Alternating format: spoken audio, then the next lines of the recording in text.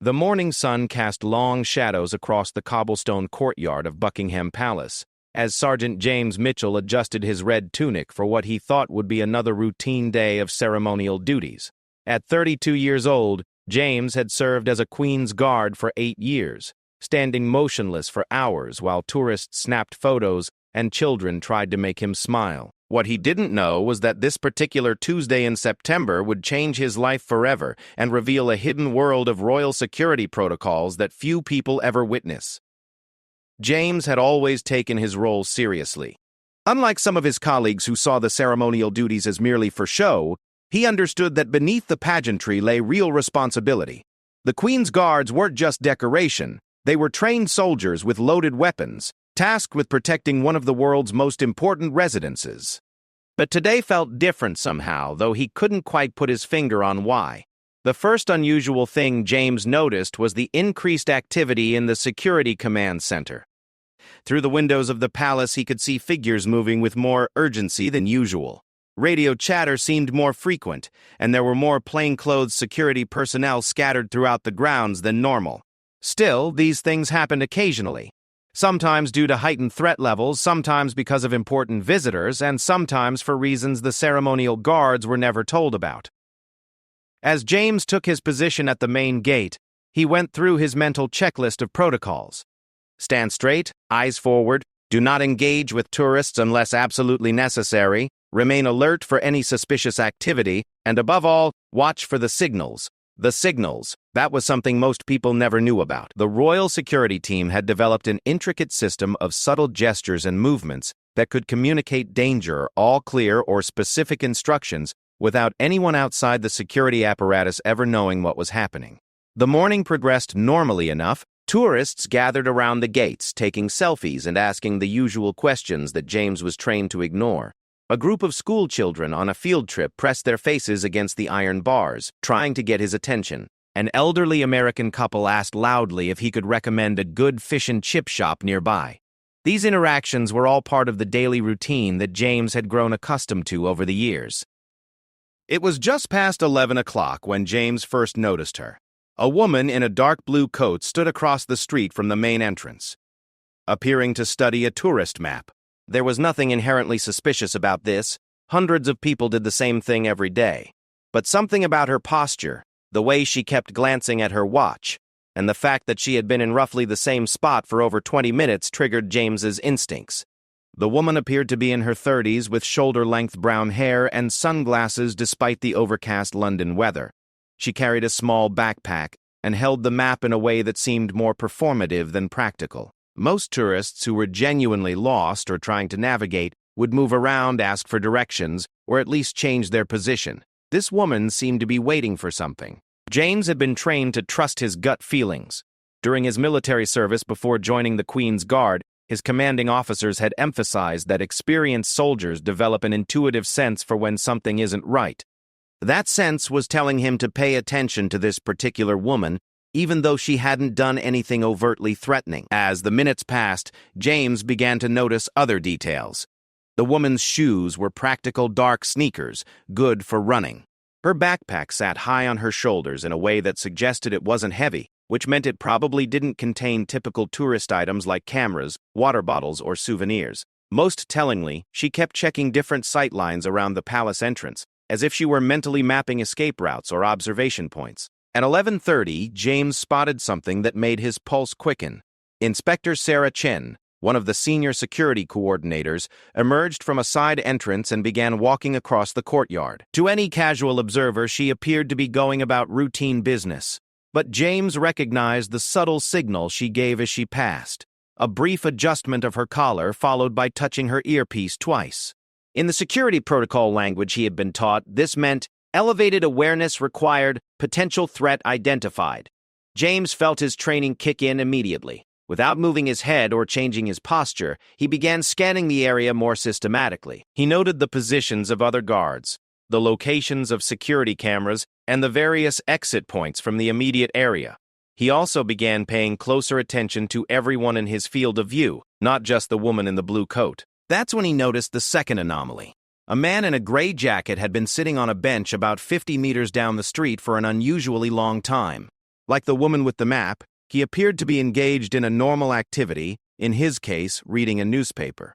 But James observed that the man never turned the pages of his paper, and his eyes frequently moved to watch the palace entrance rather than focusing on whatever he was supposedly reading. The realization that there might be a coordinated surveillance operation happening sent a chill down James's spine. Two people positioned at different vantage points, both maintaining extended observation of the palace entrance, both exhibiting behavior that suggested they were more interested in monitoring than in genuine tourist activities.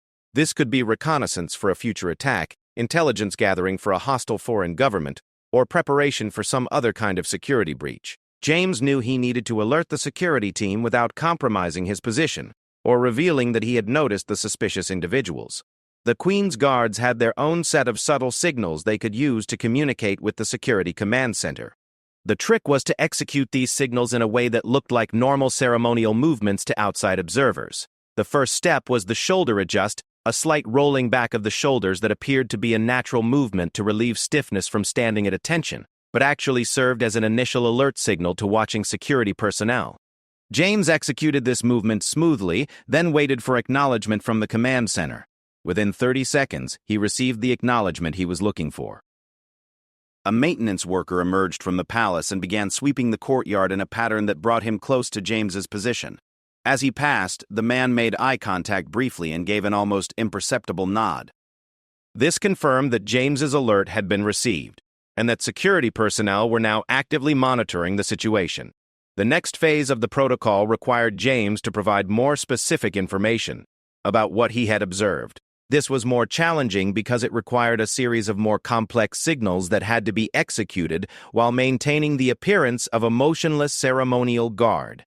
The system used combinations of eye movements, finger positions, and barely noticeable shifts in stance to convey detailed information. First, James needed to indicate the number of suspicious individuals he had identified. He did this by adjusting his grip on his rifle in a specific pattern.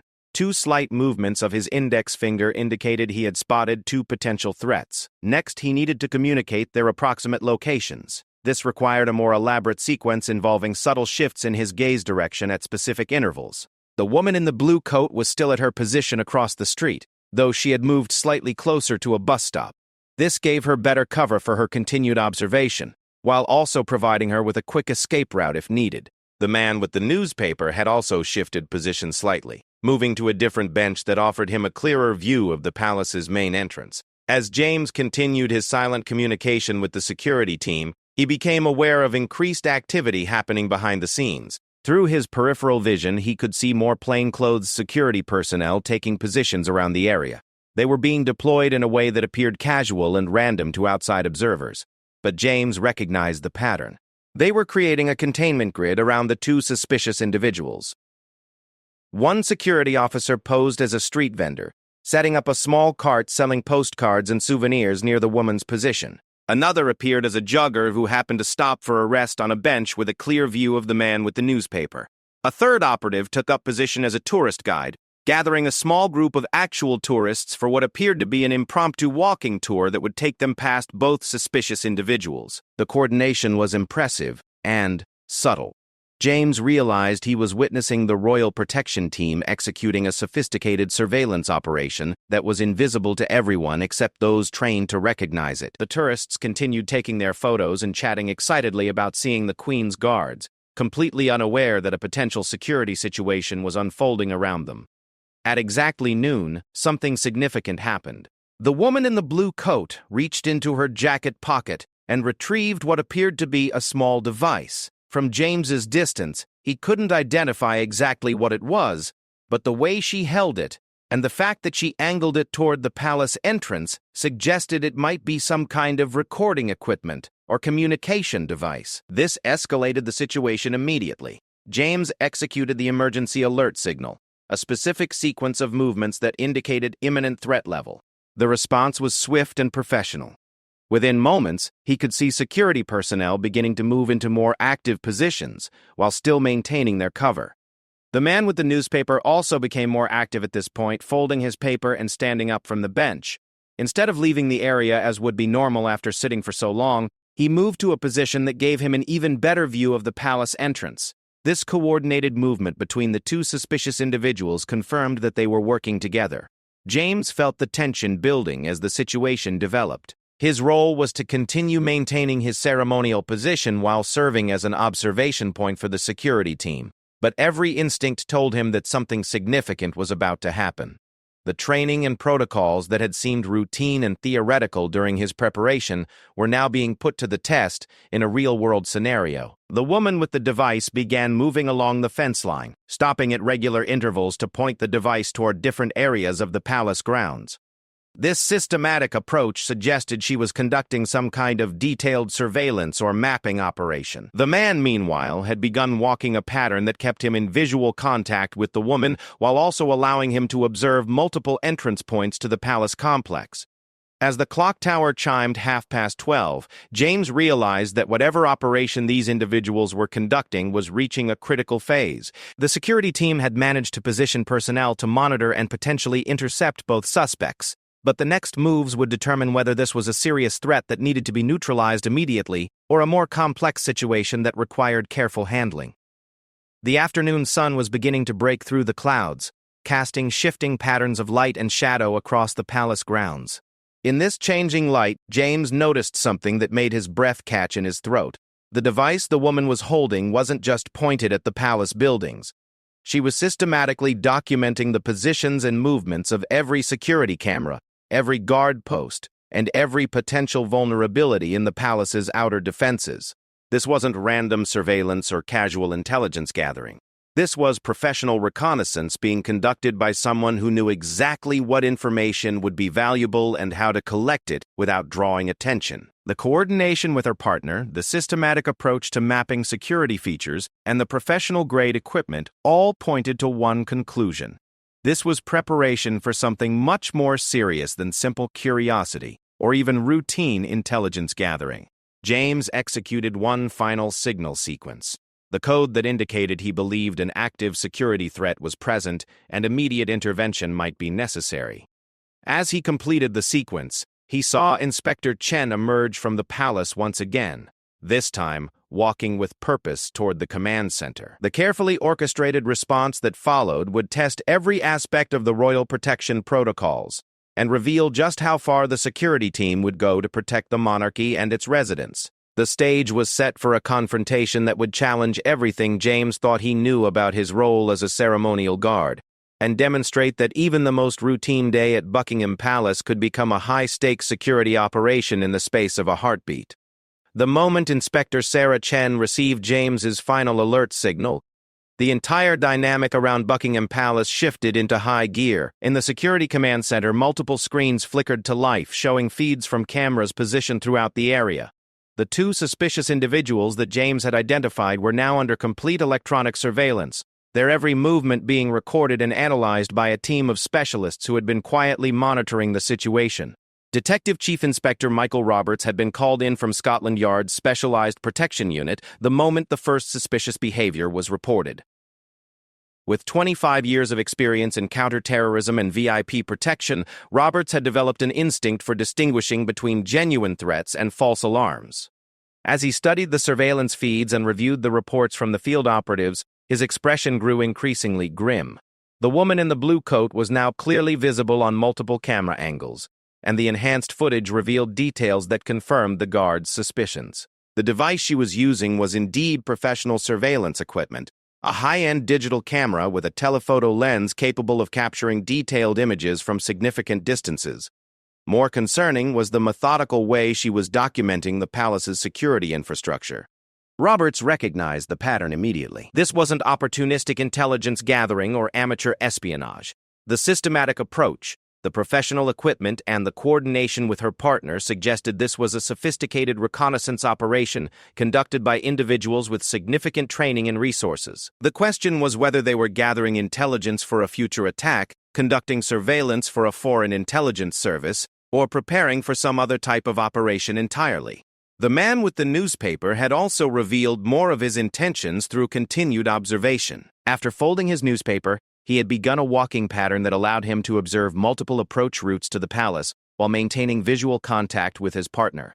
His movement pattern suggested military or law enforcement training, He instinctively avoided areas with heavy camera coverage and chose positions that offered multiple escape routes. Roberts made the decision to initiate what was known within royal protection circles as a soft intercept protocol. This approach involved gradually closing the surveillance net around the suspects while maintaining plausible deniability and avoiding any actions that might escalate the situation unnecessarily. The goal was to gather enough information to determine the true nature of the threat while preserving the option to either arrest the individuals or allow them to continue under controlled observation. James, still at his ceremonial post, found himself in the unique position of being both a witness to and a participant in an unfolding security operation. Through his peripheral vision, he could see the careful choreography of plainclothes operatives moving into position around the two suspects. Each movement appeared natural and coincidental, but together they formed an increasingly tight surveillance web. The street vendor near the woman's position had begun engaging other tourists in conversation, creating a natural gathering that provided cover for closer observation. The jogger had been joined by what appeared to be a running partner, and together they were stretching and cooling down in a location that offered excellent sightlines to both suspects. The tour guide had expanded his group and was now leading them on a route that would take them past multiple strategic points. At 1:15 p.m., the operation took an unexpected turn. The woman in the blue coat suddenly stopped her systematic documentation and reached for her mobile phone. Instead of making a call, she appeared to be sending a text message. Within moments, the man with the newspaper also checked his phone and began moving toward what appeared to be a predetermined rendezvous point near the Victoria Memorial. This coordinated communication and movement triggered immediate concern in the command center. If the suspects were preparing to leave the area, the window for gathering intelligence about their intentions would close rapidly. Roberts made the decision to accelerate the timeline and authorize direct surveillance contact. The contact came in the form of a seemingly accidental encounter. As the woman walked toward the memorial, she found her path blocked by a group of tourists who appeared to be having difficulty with their camera equipment. One member of the group, actually an undercover protection officer, politely asked if she might help them take a group photo.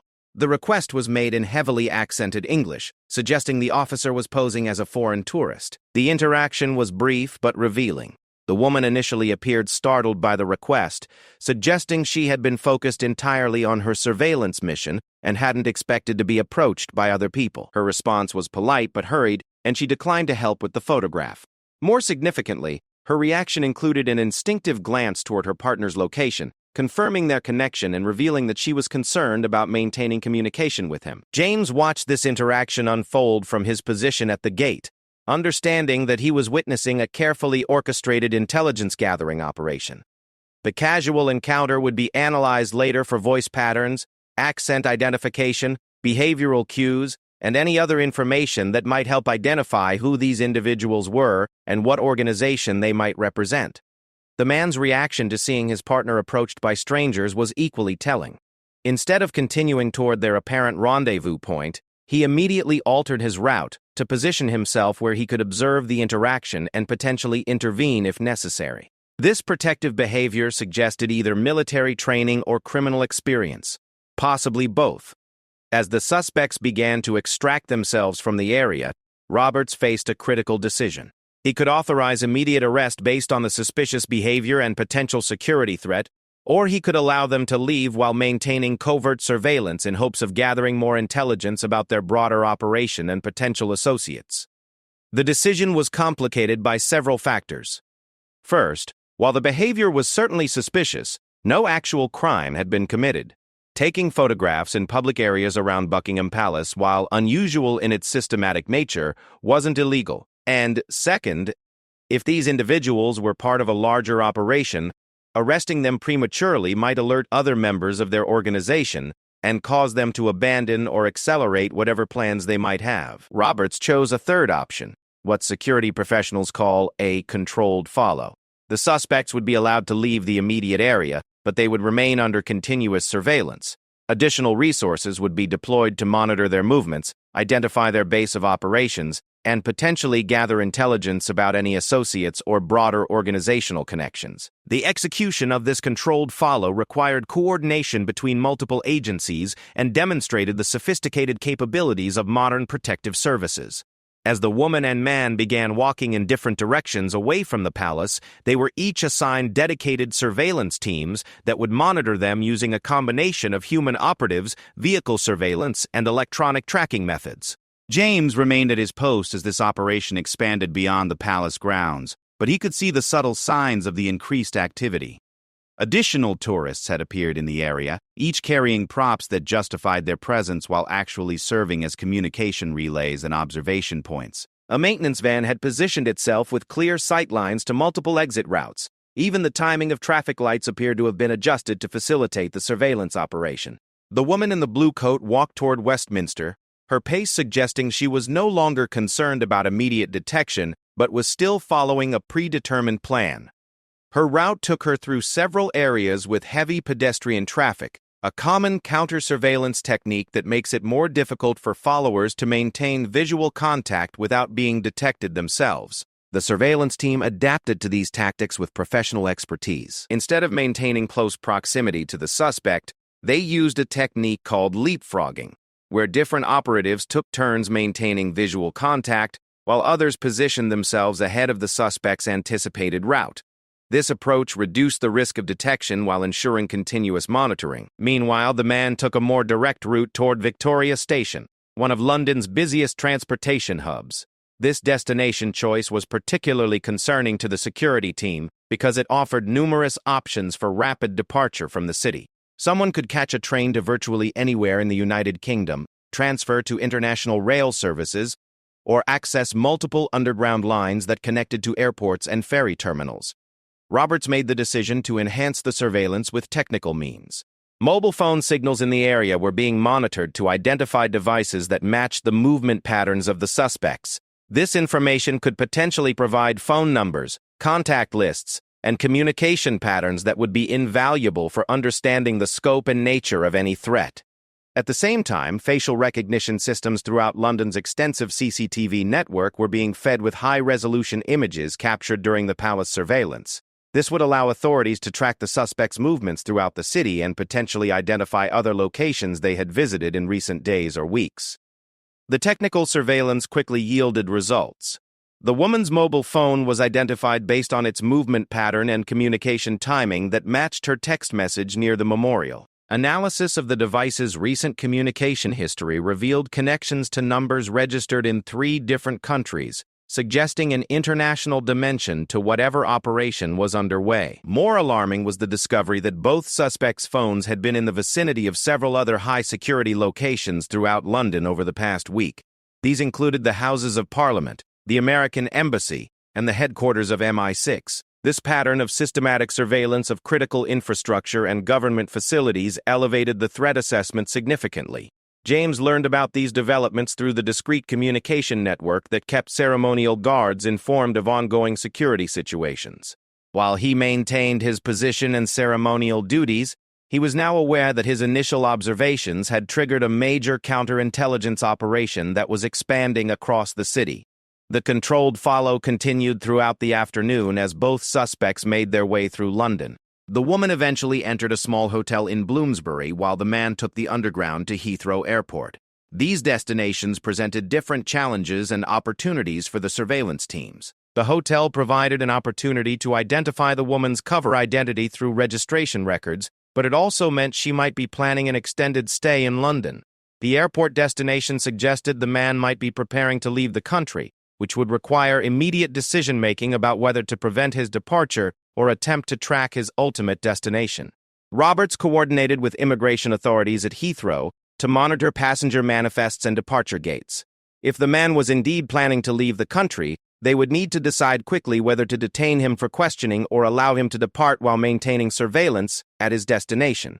The hotel surveillance revealed that the woman had checked in under a German passport with the name Maria Hoffman. However, voice analysis from her earlier interaction at the palace suggested her accent was not genuinely German, indicating the passport was likely fraudulent.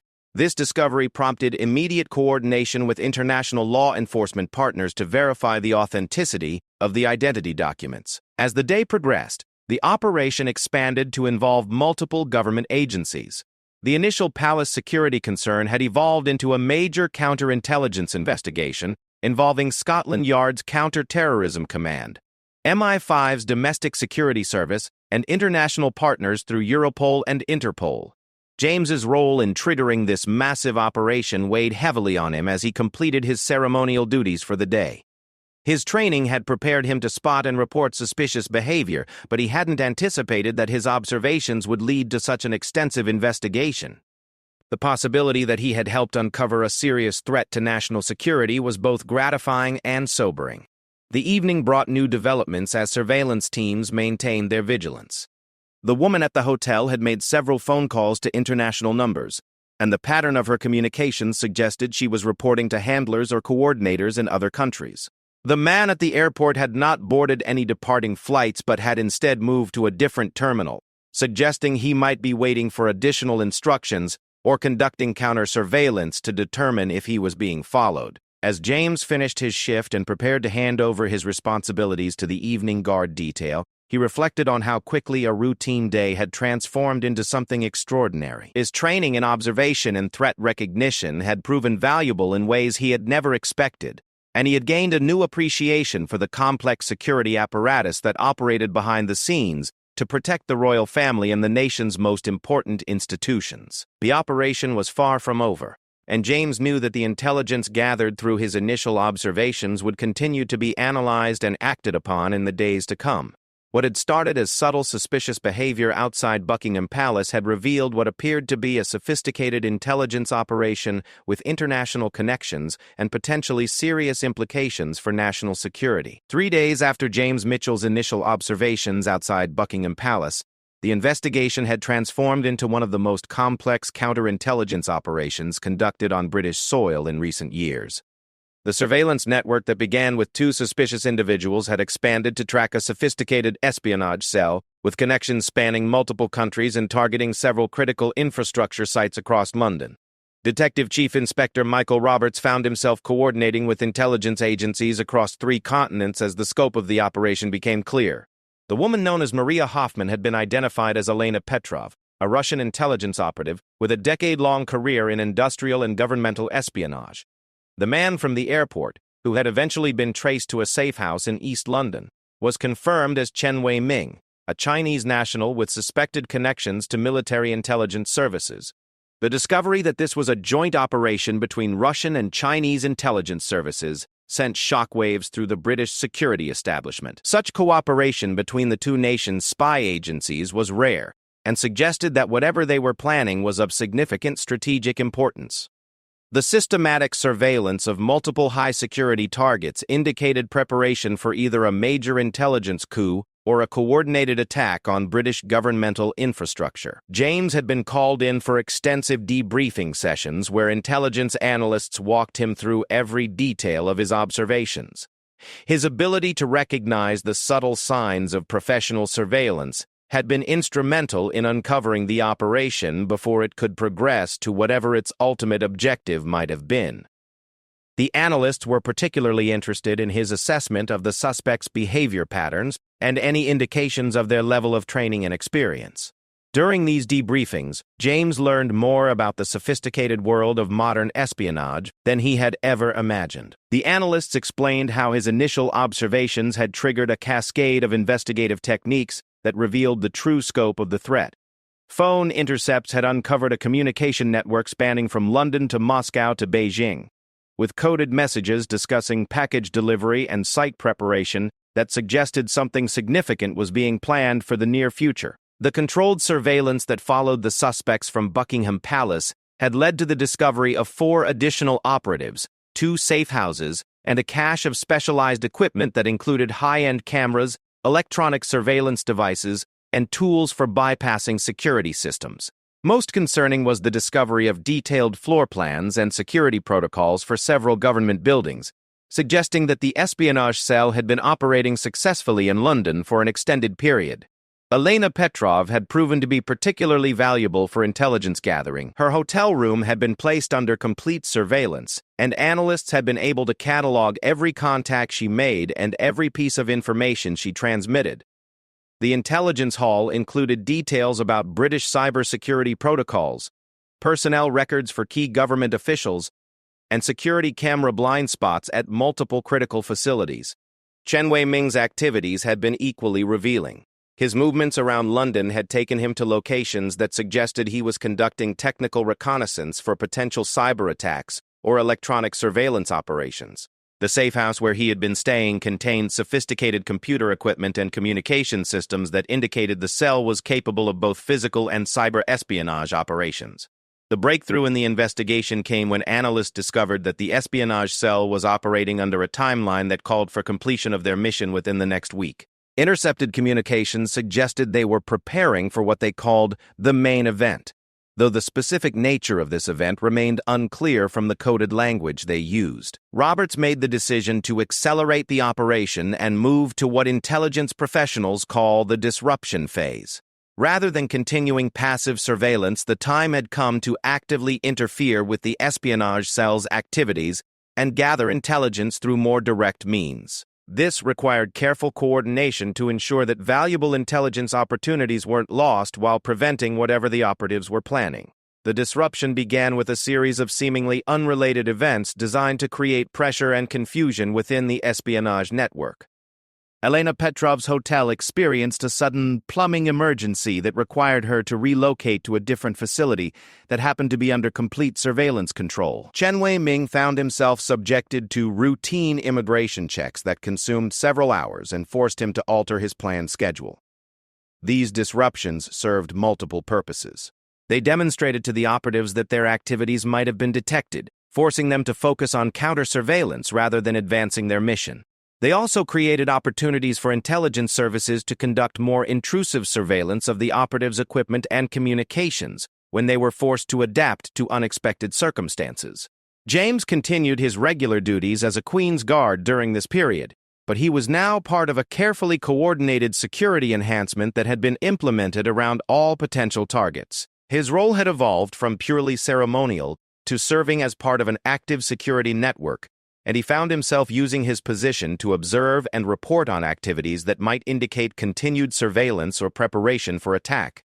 The enhanced security measures were implemented subtly to avoid alerting the espionage cell to the extent of the authorities' knowledge about their activities. Additional plainclothes officers were positioned throughout the areas around Buckingham Palace, Parliament, and other sensitive sites, but they were integrated into the normal flow of tourists and business activity in ways that appeared natural. On the fifth day of the operation, the situation reached a critical juncture when intercepted communications indicated that the espionage cell was preparing to execute their mission within 24 hours.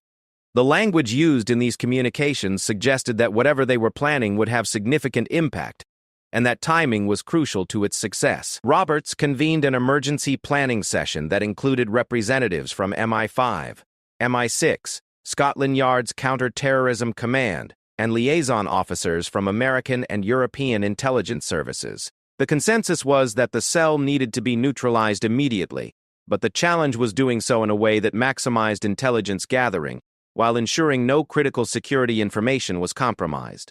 The decision was made to execute simultaneous operations at all known safe houses and contact points associated with the espionage cell. This would prevent any members from escaping or destroying evidence while ensuring that the full scope of their activities could be documented and analyzed. James was briefed on his role in the final phase of the operation. As the arrests were being conducted at other locations, he would maintain his position at Buckingham Palace and serve as an observation point for any unusual activity that might indicate additional operatives or escape attempts. His experience in recognizing suspicious behavior had proven so valuable that he was now considered a key asset in the security operation. The coordinated arrests began at dawn on the sixth day. Elena Petrov was taken into custody at her hotel as she prepared to leave for what communications intercepts suggested was the final reconnaissance phase of her mission. Chen Wei-ming was arrested at the safe house along with two other operatives who had not been previously identified by surveillance teams. The arrests revealed the true sophistication of the operation that James's initial observations had helped to uncover. The espionage cell had been planning a coordinated attack on British government computer systems that would have compromised classified information related to national defense, intelligence operations, and diplomatic communications with allied nations. The physical surveillance that James had observed was part of a comprehensive intelligence-gathering operation designed to identify the optimal points for installing covert electronic monitoring equipment. The systematic documentation of security camera positions, guard rotations, and facility access points was intended to support a subsequent infiltration mission that would plant devices capable of monitoring and potentially manipulating government communications. Perhaps most significantly, the investigation revealed that this was not an isolated operation, but part of a broader international espionage campaign targeting multiple Western nations. Intelligence services in the United States, Canada, Australia, and several European countries were alerted to similar cells that might be operating within their territories. The debriefing process following the arrests took several weeks as intelligence analysts worked to understand the full scope of what had been uncovered. James found himself recognized not just within his immediate unit, but at the highest levels of British intelligence and security services for his role in detecting and reporting the initial suspicious activity. The case became a model for training programs designed to enhance the threat detection capabilities of personnel in ceremonial and security roles throughout the British government. James's experience demonstrated that even traditional ceremonial positions could serve important functions in modern security operations, when personnel were properly trained and integrated into broader security networks. The international implications of the case continued to unfold for months, as Allied intelligence services used information gathered from the London operation to identify and neutralize similar threats in their own countries. The cooperation between Russian and Chinese intelligence services that the case revealed became a significant factor in diplomatic and security planning for Western nations. For James personally, the experience transformed his understanding of his role and responsibilities as a Queen's Guard. What had seemed like a primarily ceremonial position had proven to be a critical component of national security infrastructure. His ability to recognize and report suspicious activity had not only protected the royal family and British government facilities, but had contributed to uncovering a threat with international dimensions. The recognition James received included promotion within the Queen's Guard and an invitation to participate in enhanced training programs designed to further develop threat detection and response capabilities. He also became involved in training other ceremonial guards and security personnel in the observational techniques and threat recognition skills that had proven so valuable in this case. The operation ultimately demonstrated the effectiveness of integrating traditional security roles with modern intelligence and counter-espionage capabilities. James's position as a ceremonial guard had provided him with the perfect cover for conducting extended observation of potential threats, while his training in military protocols and security procedures had enabled him to recognize and respond appropriately to suspicious activity. The success of the operation also validated the complex communication and coordination systems that allowed information to flow seamlessly between ceremonial guards, palace security, law enforcement, and intelligence agencies. The subtle signaling system that James had used to alert security personnel had enabled a sophisticated response while maintaining the appearance of normal palace operations. Years later, James would reflect on how a single day of careful observation had led to uncovering one of the most significant espionage operations in recent British history. His experience served as a reminder that vigilance and attention to detail remain critical components of national security, even in an age of advanced technology and sophisticated intelligence capabilities. The case also highlighted the importance of trusting professional instincts and the value of comprehensive training that prepares security personnel to recognize and respond to threats that may not fit conventional patterns. James's ability to identify suspicious behavior that might have appeared normal to untrained observers had been the crucial first step in preventing what could have been a devastating intelligence breach. The espionage cell's sophisticated planning and international coordination demonstrated the evolving nature of threats to national security, and the need for security systems that could adapt to new challenges while maintaining the effectiveness of traditional protective measures. James's role in detecting and responding to this threat proved that human observation and judgment remained irreplaceable components of even the most technologically advanced security operations.